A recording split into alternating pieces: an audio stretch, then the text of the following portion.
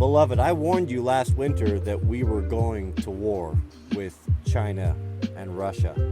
I warned you that there was going to be a draft, and people mocked and made light of and made all these excuses, and yet here we are. Congress just now is passing laws. It's going to be sent up to the Senate, where it looks like they're going to need to send your sons and daughters into their meaningless war again. You know, there's a lot of hand-wringing by the pundits online saying, oh, this generation, these Zoomers and these millennials, they don't have a work ethic, and, they don't have what it takes to stand up and be counted to be named among our heroes in the U.S. military. But I think what it is I think that they're just not as brainwashed, and they're breaking out of the programming that our generation and the boomers had our teeth dug into. Patriotism. All things police are awesome. All things military are awesome. And America's going to go kick some ass. We're going to put a boot in their ass, as the terrible country music song said, and how we all got excited about that. Yeah, let's work harder and harder and send more of our tax monies to go kill innocent people, to support the industrial military complex. You know what it is? It took us a while to wake up. It took us a while to figure out what was going on. And unfortunately, it's not because we all of a sudden decided that we wanted to do the right thing and to stop killing innocent people and stop becoming the pariah and the most hated country in the world for good reason. No, the only reason that we are actually starting to wake up and pay attention to it is because it's affecting us financially. That we're starting to realize that we support 800 foreign military bases. 800, beloved. The U.S. government steals money from taxes, withholding that's ever increasing, taxes, fees everywhere, to take your money, your labor that you work for, and to enrich themselves and their corporate cronies and their re-election campaigns, and to keep themselves in power for blood. They are willing to kill people, innocent people, for blood and for profit, and we finance it. And only when it started to hit us in our pocketbooks do we start to wake up from our trough of excess and well, what's going on around here? Well, what's going on is for the last 50 years, 100 years, we have been genociding people and killing people for no reason other than just corporate profits. It wasn't even to benefit us as a people. I mean, you could almost even, if you're going to say, well, it's a dog-eat-dog world, and we're going to take religion and morality out of it, and we're going to be pragmatic about it. Yes, we're going to steal this oil, we're going to steal these resources so that we can have nice highways, so we can have low income tax, so we can take care of our elderly, we can take care of our soldiers, that we can be the shining light on the hill to the rest of the world. Is that what's happening? Have we benefited from all of this oil and all of this military conquest? Have you benefited? How do your airports look? Have you been to the Los Angeles airport? Have you been to the Chicago airport? It's shameful. It's embarrassing. It's embarrassing. You can go to any modern Chinese airport, even third world countries. Some of the airports are not as bad as ours in this first world nation. So, how are you going to stand on this? What are we going to do? So we understand, okay, our government has sold us out. It's stealing from us. We are nothing more than slaves in a corrupt system that we thought was the best in the world. Well, we find out now that it's not.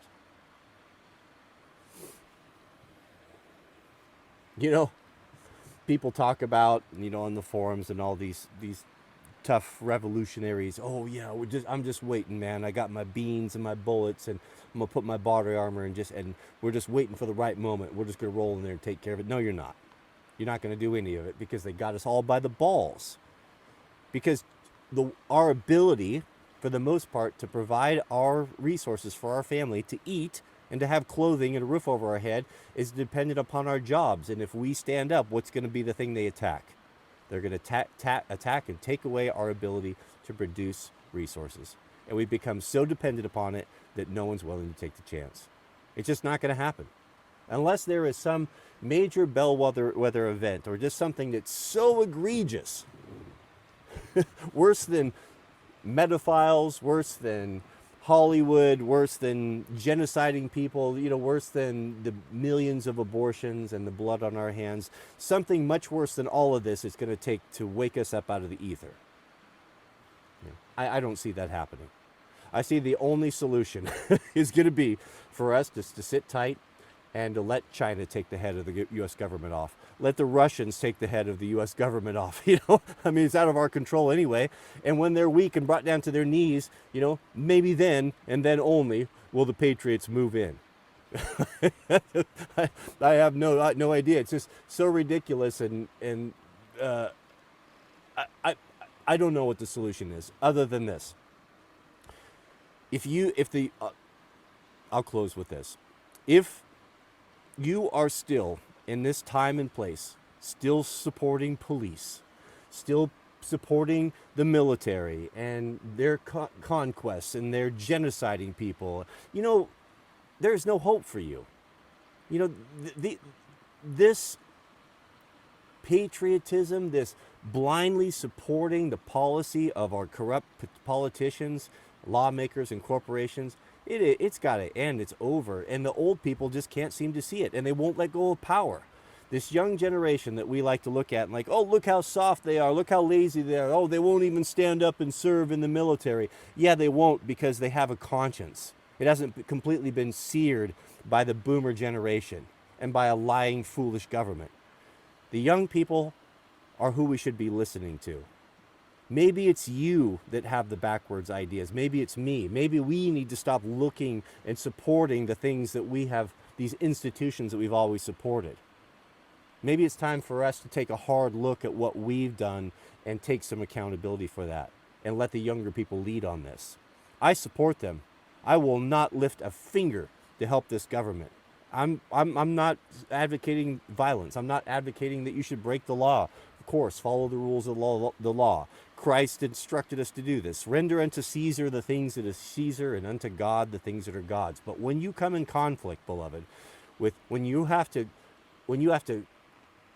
compromise your morals and the law of God to follow the dictates of a corrupt and satanic government, well, then you come to a crossroads, and you have a obligation to your fellow human beings as well as to your God and your Creator to not violate the things that are morally reprehensible.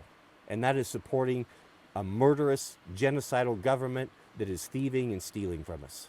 And it's shameful. You get out in the world, you will be so embarrassed when you see the reputation that America has created for itself. You would be appalled. You wonder why people hate us. They hate us because we deserve it. And now the check is coming, and we're going to have to pay this check.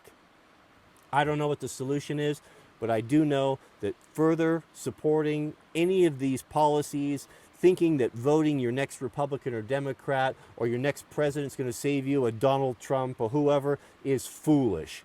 I say that we just turn our back on all of it. Look to your community, do what you can in front of you, vote locally, local law enforcement, local school board, but as far as it comes to them, turn your back on them. Let them know that we will not support them, and do everything in your power to be ungovernable. Don't break the rules, do what you must, and just hang on there. Things are going to get better, but they're going to get worse before they get better. May God bless you and your families. Please keep us in your prayers, and we'll see you all on the next video.